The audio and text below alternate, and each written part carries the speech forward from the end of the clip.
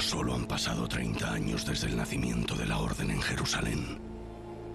Hugo de Payens, su fundador, y los 3 primeros maestres que le sucedieron pasaron ya a mejor vida.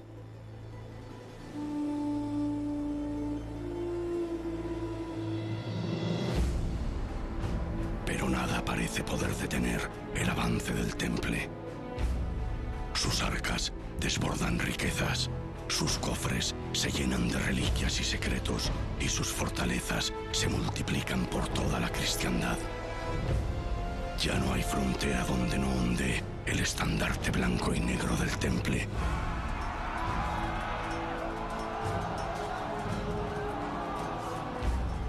Gualdin Pais ha sobrevivido a golpe de sable y espada a los años más difíciles del Temple en Tierra Santa.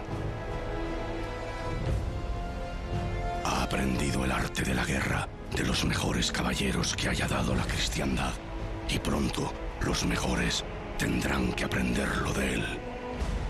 Se le ha encomendado la ardua tarea de expulsar al Islam de las fronteras portuguesas, y pronto se convertirá en el más grande de los maestres que haya pisado la península. Pues no hay sarraceno con suficiente valor para acercarse a su espada.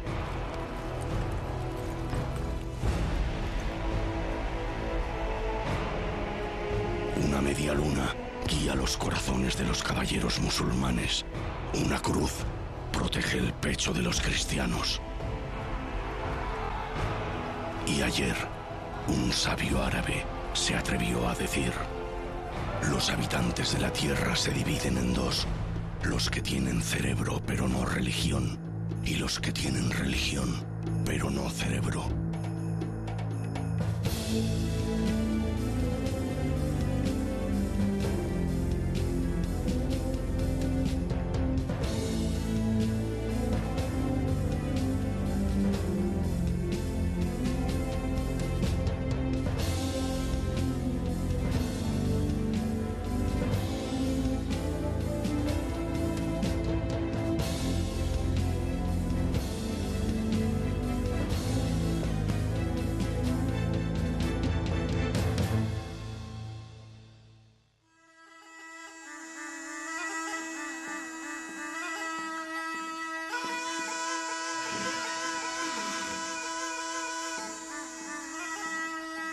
Mis médicos diplomados podían contarse en Bagdad antes de la llegada de los demonios cristianos a Palestina. Existía un gran hospital que atendía sin cobrar a sus pacientes y varios bancos con sucursales en Al-Ándalus y China. Una fábrica de papel se alzaba en mitad de la ciudad cuando los francos aún usaban pergaminos andrajosos, y sus calles canalizaban el agua mientras la peste inundaba las ciudades europeas. La capital del mundo extendía sus dominios desde Siria hasta los montes Pirineos cuando el ya existente servicio postal trajo la noticia de las primeras matanzas de musulmanes en Nicea y Jerusalén.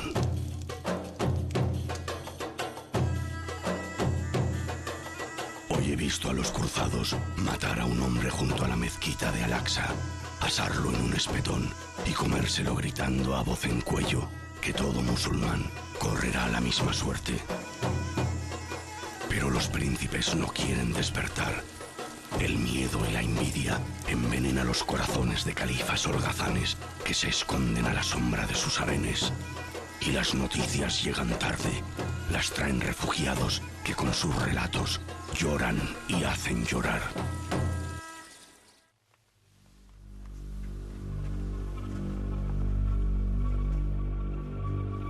Esta desunión también reina en Al-Ándalus. Los cristianos se están haciendo con la península ibérica. Los emires envían a sus mensajeros cargados de regalos y buenas intenciones cada vez que ven peligrar sus tierras.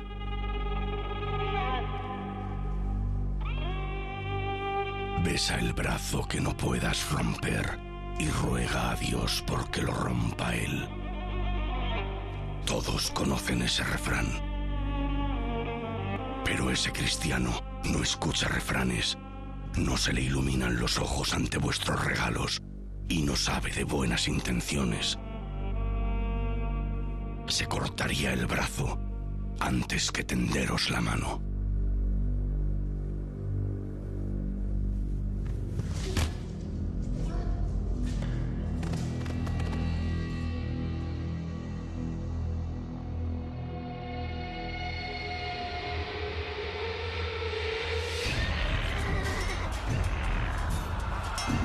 Se ha abierto un foso entre nosotros que no se volverá a cerrar. Cuánta sangre vertida, cuántas hermosas doncellas, por vergüenza, han de ocultar su rostro entre las manos. Coleccionáis poetas, músicos y hermosas esclavas perfumadas en vuestros palacios, mientras vuestros hermanos no tienen más morada que las sillas de los camellos o las entrañas de los buitres. Aunque quisieran despertar y acudir en ayuda de sus hermanos, esos califas serían totalmente incapaces. No sabrían por dónde empezar. El inicio de las cruzadas marca el paso de la Alta Edad Media a la Baja Edad Media. Y según lo veo yo, más que Baja Edad Media, podríamos llamarlo el despertar de la civilización cristiana.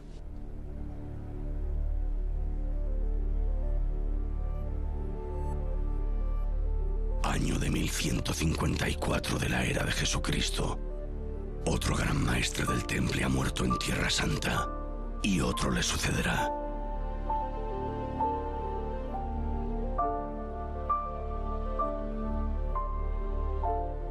De los 9 caballeros que fundaron la Orden de los Pobres Caballeros de Cristo, solo uno conserva aún la vida: André de Montbard.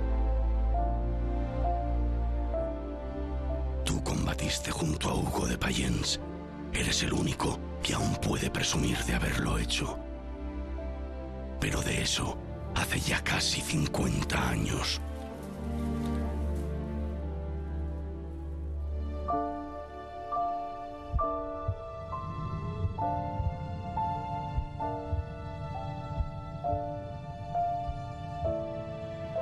Conforme fue avanzando el tiempo, la Orden del Temple creció muchísimo y obviamente ese ideal primitivo fue variando, fue cambiando, fue contaminándose, fue corrompiéndose, pero esto es normal.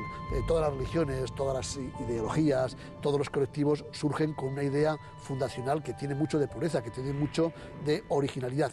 Y luego, pues las circunstancias históricas van haciendo que estas ideas se modifiquen, se alteren, se cambien y que incluso se contaminen y se corrompan de una forma a veces extraordinaria. La Orden participó de numerosas conquistas militares, participó de numerosos procesos políticos y participó de cuestiones con las que es posible que San Bernardo de Claraval o el mismo Hugo no estuvieran de acuerdo. Desde luego a Hugo no le debió de gustar que la Orden terminara como terminó, pero es una realidad que para él ya había pasado el tiempo de la fundación. Hugo ya no estaba entre los templarios.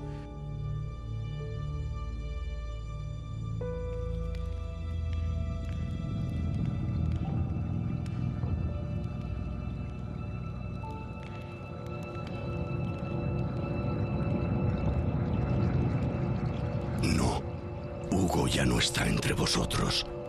Y Tierra Santa es un maldito desastre gobernado por ineptos y ladrones, más preocupados por conservar sus ganancias que por el bien de los peregrinos. Pero tú no serás como ellos, ¿verdad, Gualdín? Aquí, en Portugal, los novicios seguirán respetando a sus mayores. Al menos, mientras seas tú el máximo mandatario de la Orden, seguirán haciéndolo. Poco importa si emiten o no su voto de pobreza, pues te asegurarás de que no vuelvan a poseer absolutamente nada. No será necesario que juren obediencia, pues no tendrán más remedio que obedecer. Y no tardarán en aprender en qué consiste la castidad, pues no volverán a acercarse a una mujer en toda su vida. Esto es el Temple. Aquí no entra cualquiera. ¿Acaso no fueron esas mismas palabras las que a ti te inculcaron?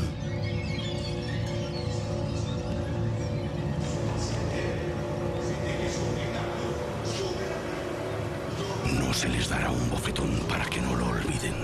Si es necesario, recibirán una paliza. La leyenda a veces se ha apoderado de la historia, ¿eh?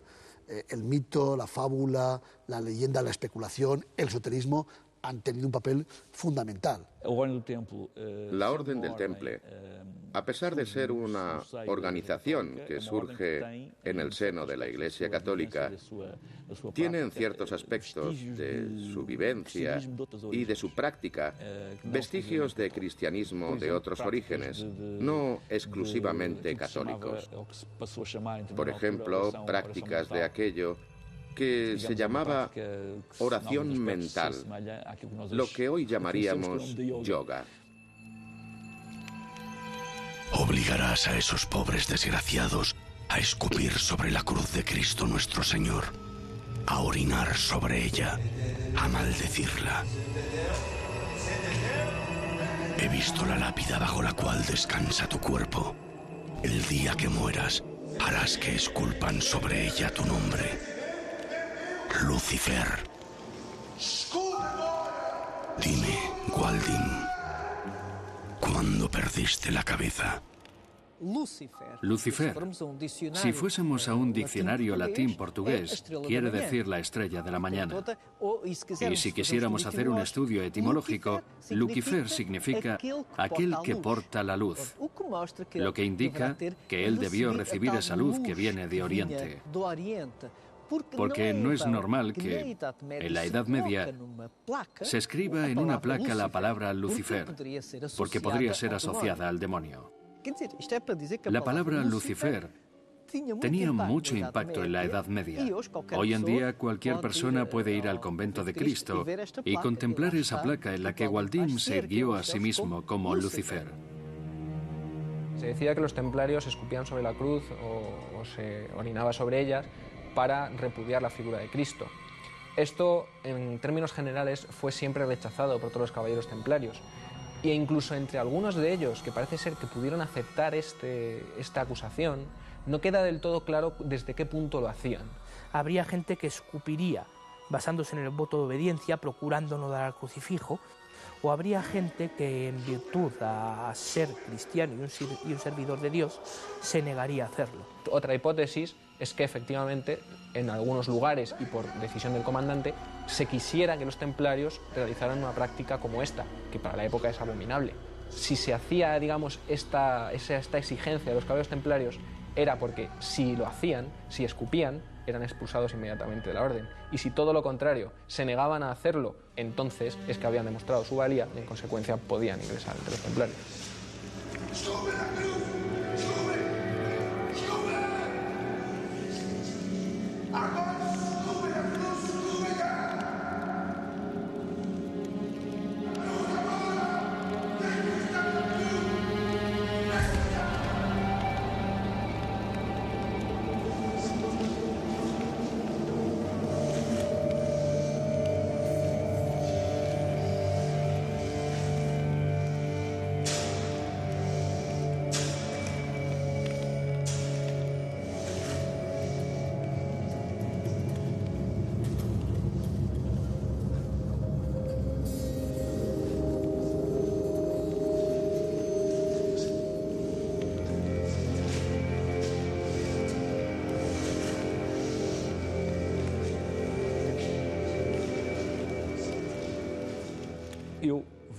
Yo en ese acto veo una memoria ancestral de la idea de que la cruz es algo que ha de ser destruido. ¿Por qué?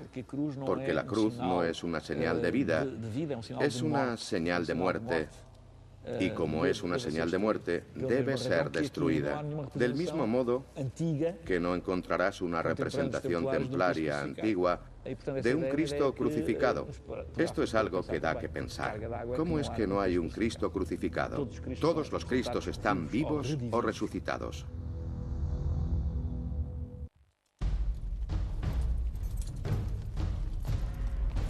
El temple está asociado a la cruzada, evidentemente.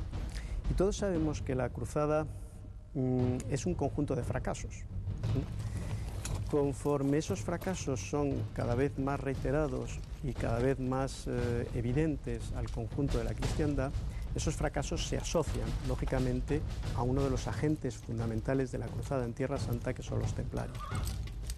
Si a eso añadimos que el temple es una orden que desde el principio alcanza unos niveles patrimonial y un nivel de cierta consistencia económica, claro, a la gente se le plantea el problema de, bueno, estamos alimentando una institución que es rica, que tiene posibilidades, pero que al mismo tiempo no es capaz de cumplir los fines para los que ha sido creada, ¿no?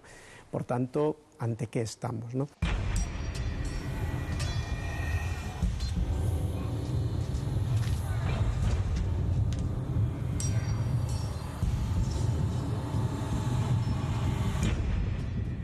Hablando de los templarios en Portugal, Waldim Pais es realmente un maestre carismático. Debió tener una vida muy intensa, porque constantemente estaba fundando o reconstruyendo castillos. Waldim Pais fue un gran maestre, el primer gran maestre y prácticamente el último gran maestre de la Orden del Temple en la península ibérica. Es él quien va a organizar la defensa del Reino de Portugal, creando un conjunto de fortificaciones a lo largo de la línea del río Tajo.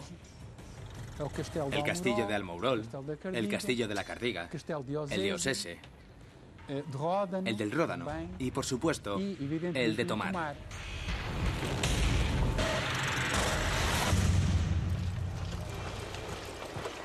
En el año de gracia de 1162, construirás el convento de Cristo y la ciudad de Tomar, uno de los más míticos enclaves de la Orden del Templo, un lugar santo que el tiempo jamás logrará destruir. La Orden del Temple se organizaba en provincias, 9 provincias, y la península ibérica, exceptuando Cataluña, era una de esas 9 provincias. Y el centro, la capital, era aquí, en Tomar. Y por tanto, el gran maestre, fuera de donde fuera, castellano o portugués, leonés, todo lo referente a la península ibérica, se decidía aquí. Pocos hombres de los que te rodean han conocido Jerusalén, y de esos pocos, ninguno la ha vivido como tú la viviste durante los 5 años que pasaste sirviendo en la Orden. Has estado demasiado cerca de muchos de los secretos inconfesables de la Orden Templaria. Sabes demasiado, Waldim. No es casualidad que fueses tú el elegido para hacer llegar todo ese conocimiento hasta la península ibérica. Waldim Pais no solo construye un castillo, construye una ciudad asociada al castillo. Es un conjunto, una réplica exacta de la ciudad santa de Jerusalén. Todo está aquí hecho en función a la disposición y a la distribución de edificios que tenía Jerusalén. Él quería llevar a este lugar la misma memoria y la misma energía, vamos a llamarlo así, que él había vivido en Jerusalén. Jerusalén no es solo una ciudad. No importa cuántas veces la destruyáis o la volváis a levantar. Jerusalén es eterna. Es el lugar donde todos los pueblos acudirán al banquete de Dios en el final de los tiempos. El lugar donde Cristo resucitó y el lugar desde el que Mohammed, el profeta, ascendió a los cielos. Por tanto, Jerusalén se convierte en un lugar mágico, maravilloso y sagrado para las 3 grandes religiones monoteístas, musulmanes, judíos y cristianos. Jerusalén no es solo una ciudad física, es una ciudad espiritual. El lugar donde Dios, según las tradiciones del libro, se manifestó. Y por tanto, una ciudad con una carga, con una energía que hace de ella una especie de polo terrestre. Ese espacio particular podría permitir una ascensión a la verdadera Tierra Santa, a la Tierra Santa celeste. Pero si Jerusalén es esa escalera cuyos peldaños conducen al palacio del único Dios, ¿qué es el convento de Cristo? Cuentan que has abierto un oscuro pozo en su lecho y que sus peldaños no apuntan al cielo, sino que se sumergen en las entrañas de la tierra. ¿Hasta dónde quieres llegar, Waldín? ¿A qué demonio consagras tus más íntimas oraciones? La charola, el lugar de oración de los templarios de Tomar, será concebida como una réplica exacta de la planta del Santo Sepulcro de Jerusalén. Así que sé que no os habéis apartado del amor de Nuestra Señora. Sé que en esa charola erguiréis su imagen y que a ella honraréis en vuestro culto. ¿Quién si no intercederá por vosotros, templarios, el día que acudáis ante las puertas? ¿Quién sino ella, aquella que encerró en sus entrañas a quien no cabe en todo el mundo, la que sostuvo en sus brazos al que todo lo sustenta, la que tuvo a su cuidado al Dios que cuida de todos? María representa la pureza, es el nuevo arca de la alianza, es la torre de marfil, el pozo sagrado de donde está toda la sabiduría, es la nueva humanidad, es la madre de todos los creyentes, es la madre de la Iglesia. Protégenos en la lucha, pues eres tú, Miguel, nuestro arcángel. Pues también nosotros empuñamos la espada y junto a ti pelearemos el día del juicio final. Permítenos imitarte, permítenos sangrar hasta expulsar a los ángeles caídos y al mal de este mundo. Toda la Sagrada Escritura es una lucha, ¿no? Contra el mal, la experiencia del mal que nosotros tenemos. Ese mal es identificado como un elemento oscuro que puede tomar diversas formas. El arcángel San Miguel, representado en la iconografía, pisando la cabeza del maligno, del mal, que puede tener la figura de un demonio o puede estar representado también como un dragón. El arcángel San Miguel, en el imaginario cristiano del momento, es el jefe de los ejércitos angélicos, ¿no? Estamos en esa pedagogía de la Iglesia de la santificación progresiva de la violencia. Entonces, lógicamente, el canon por antonomasia, es decir, el referente moral por antonomasia para el cristiano es el santo, ¿eh? Bueno, por tanto, él es un modelo a seguir, ¿no? Muchas de vuestras capillas consagrarán la imagen de María Magdalena, y eso hará que las lenguas de muchos se desaten. Es evidente que ese culto fue intenso en Portugal. En muchas iglesias templarias existía un altar dedicado a María Magdalena. El culto a María Magdalena es asociado a la idea de que Jesús, como rabí, tendría que estar obligatoriamente casado. ¿Con quién se casó? El texto bíblico, el texto evangélico, da algunos indicios de que Magdalena era la más próxima o la primera candidata a ser esposa de Jesús. Los templarios bebieron de esa tradición en origen y la trajeron a Occidente, manteniéndola viva. María Magdalena tiene otro simbolismo importante. Cristo, como reformador, acepta en su cofradía a mujeres. Y eso, para el mundo judaico de la época,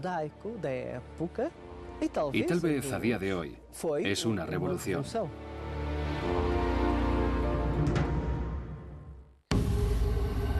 Nada más alcanzar el poder, lo primero que hace un príncipe es doblar el número de guardias que velan por su vida mientras duerme. Siempre habrá alguien que quiera usurparle del mismo sucio modo que hizo él.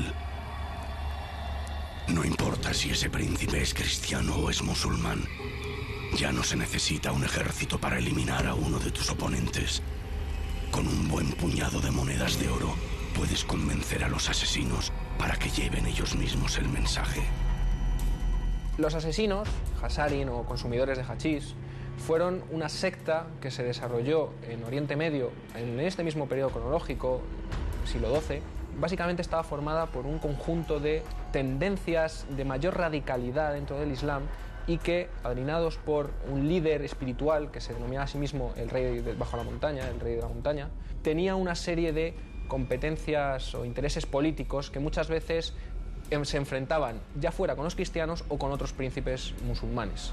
Que contaban con asesinos entre sus filas es lo más probable, y de hecho muchos de los líderes o de los rivales políticos que esta entidad desarrolló acabaron asesinados. Los cristianos se aprovecharon de esta entidad e incluso llegaron a negociar en algunos momentos con grupos como los de los asesinos.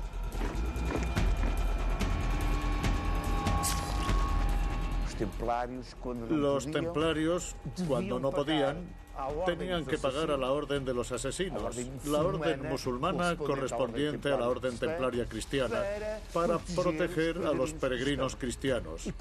Por tanto, hubo encuentro entre ellos.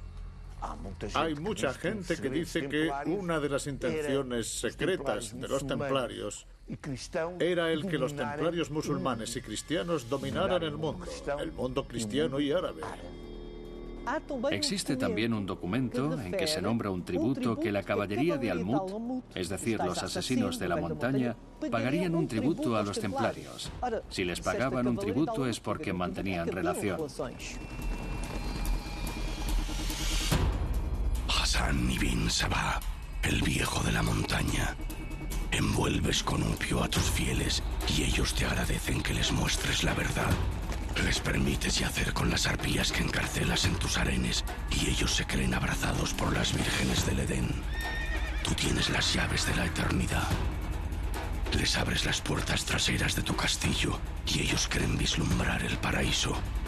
Esta noche les dejarás disfrutar del éxtasis de tu opio. Mañana volverán a ser asesinos y volverán a matar por ti.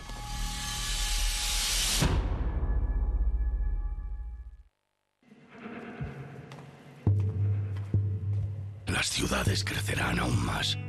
Sus habitantes se hacinarán en ellas, respirarán el aire putrefacto de sus ciénagas y compartirán con las ratas sus aguas y sus pulgas. Dios no parece sentirse especialmente orgulloso del hombre que creó. Ya no le tiembla la mano a la hora de castigar sus excesos.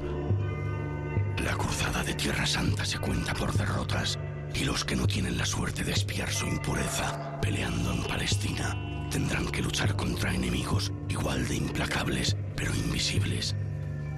Difteria, malaria, tuberculosis, viruela, escorbuto.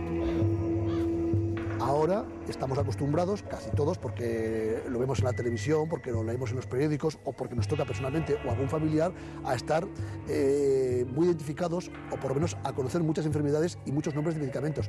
Esto no era siempre así. Había, por ejemplo, enfermedades en la Edad Media que no se conocían y que se les da un nombre muy genérico. Las fiebres. ¿Qué eran las fiebres realmente? Era un virus que afectaba a la sangre, era una pulmonía, era un simple resfriado. La pérdida de las cejas, los ojos saltones o la hinchazón de la nariz son claros indicios de que has contraído la lepra. Los médicos no dudarán en confirmarlo. Si además tienes la piel de la frente tensa y brillante, los pies pequeños o la voz ronca, se te dirá una misa de difuntos y si tienes familia, ellos te acompañarán hasta la leprosería. Lo harán en silencio, pues no eres más que un muerto en vida y con los muertos no se habla. Todos tus derechos y tus posesiones, si es que te quedaba alguno, pasarán al hospital que te reciba.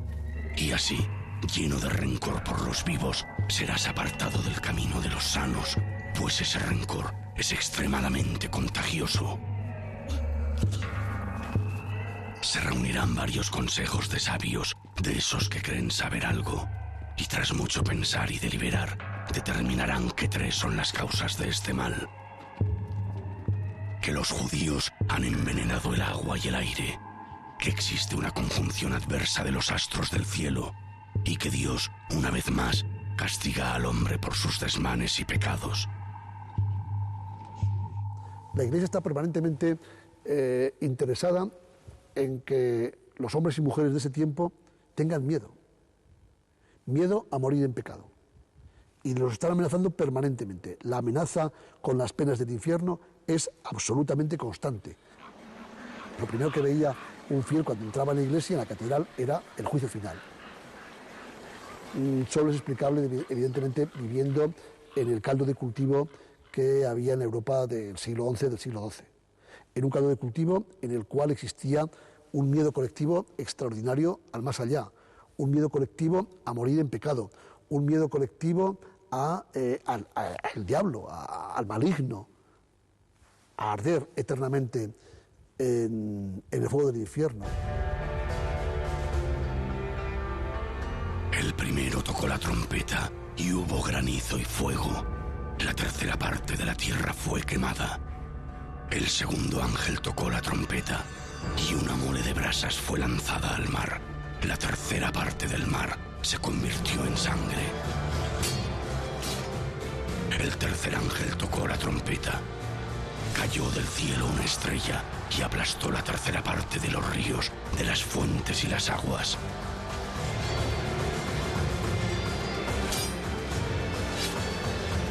El cuarto ángel tocó la trompeta y fue herida la tercera parte del sol, la tercera parte de la luna y la tercera parte de las estrellas, y el día perdió la tercera parte de su esplendor. Cuando suene la quinta trompeta, las langostas se esparcirán sobre la tierra. Cuando suene la sexta trompeta, los hombres buscarán la muerte, pero no la encontrarán. Desearán morir, pero la muerte huirá de ellos. Cuando el séptimo ángel haga sonar la séptima trompeta, Miguel y sus ángeles se enfrentarán al dragón. Habrá llegado tu ira y el momento de juzgar a los muertos y de dar la recompensa a tus servidores.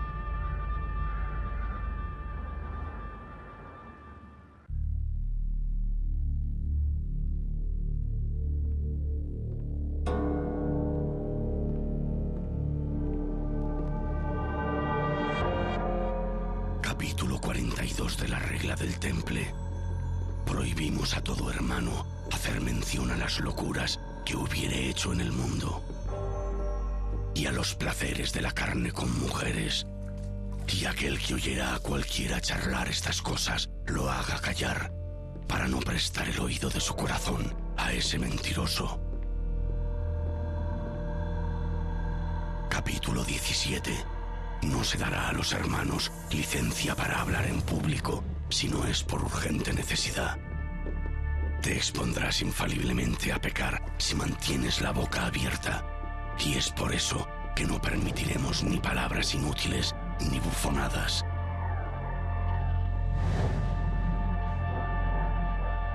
Capítulo 71. Se evitará la murmuración como si fuera la peste. Se le permitiría hacer solicitudes puntuales en voz bajita, para no estorbar al hermano que mientras está leyendo textos sagrados. El templario es un soldado. Tiene que estar bien alimentado. Y tienes que asegurarte de que se alimente bien.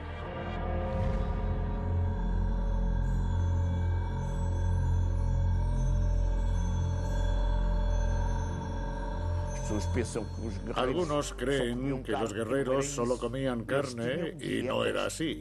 Seguían dietas para tener buena salud. Los dietistas de la Orden del Temple introdujeron las legumbres en la comida de los templarios y todo tipo de vegetales que no se comían aún en aquella época. Y se les obligaba a comérselos quisieran o no. Comían cada 2 templarios de un solo plato. Y cada 2 compartían una copa. Bebían vino, pero no porque les gustase beber vino. Aunque los guerreros han tenido siempre fama de borrachos, pero lo hacían antes de los combates y bebían bien, pero lo hacían por sentirse mejor antes de lanzarse contra las huestes musulmanas. No era beber por beber.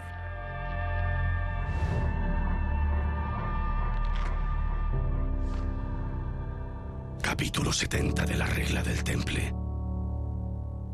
Que cada uno se acueste aparte en una cama, con un saco, un colchón y una manta basta. Se dormirá con la camisa y los calzones, y que haya siempre luz mientras duerman los hermanos.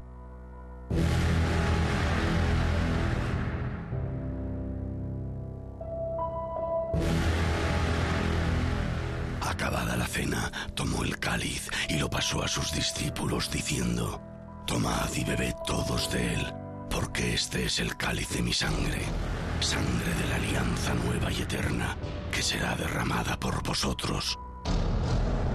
Y ese cáliz será el plato en el que José de Arimatea recogerá la sangre y el agua emanadas de la herida abierta en el costado de Cristo el día de su crucifixión. Será la copa que Jesús, ya resucitado, ordenará custodiar en las Islas Británicas. Será la sangre real que marque la descendencia directa de Cristo nuestro Señor desde el vientre de María Magdalena. Será el mismo que una dinastía de guardianes mantendrá a salvo y escondido por siempre. Será una paloma, un rayo de luz, una piedra. Una piedra traída de los cielos por los ángeles neutrales, y que esa piedra tiene la propiedad del fénix, es decir, que todo lo que se coloca sobre esa piedra renace. Fuese lo que fuese, yo creo que el grial no es algo físico. Es un estado de consciencia que cuando el caballero lo alcanza se transfigura. Solo 3 de los caballeros de Arturo llegarán a contemplarlo: Perceval, Galahad y Bors. Perceval no dormirá 2 noches en el mismo albergue. Cuando tenga nuevas de un caballero que vale más que otro, o que otros 2, no se abstendrá de ir a luchar con él. Dedicará su vida a la búsqueda del grial. Perderá la memoria y olvidará a Dios.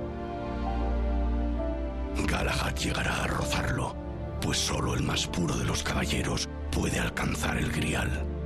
Aquel que se mantenga casto hasta el fin de los días, pobre, obediente y humilde. Los templarios reaniman una tradición guerrera europea y se asocian, o se les asocia, a las historias de la Mesa Redonda, al mítico rey Arturo, que habría vivido allá por el siglo VI después de Cristo, y a las historias del grial. Eso sí, el grial nadie sabe qué es. El tercer caballero será Bors, el único que regresó con vida a la mesa del rey Arturo para relatar lo cerca que estuvo del grial. Él continuará la interminable búsqueda del cáliz, la que solo concluye con la muerte. Un peligroso camino de iniciación que solo los héroes pueden recorrer. Es muy importante saber que los templarios no tenían un ideal solo de guerra física, sino también un ideal con objetivos espirituales. Que son caballeros y monjes, místicos, que llevan a cabo un doble combate, no solo un combate contra los infieles, contra los enemigos de Europa y de la cristiandad, sino también un combate contra los enemigos invisibles, el combate contra el demonio interior. Era un hombre que en el fondo se había impregnado del espíritu de la Mesa Redonda, de los caballeros del rey Arturo, que adoptó los valores de la caballería, de defender a los demás, a los débiles, a los viejos, a las mujeres, y que a pesar de no tener nada y de solo servir a Dios y a su fe, eran unos guerreros fantásticos. Bors el desterrado. Sus aventuras le llevarán hasta Tierra Santa. Allí luchará y morirá como cruzado. No sin antes relatar toda la historia del Santo Grial a un tal Hugo de Payens.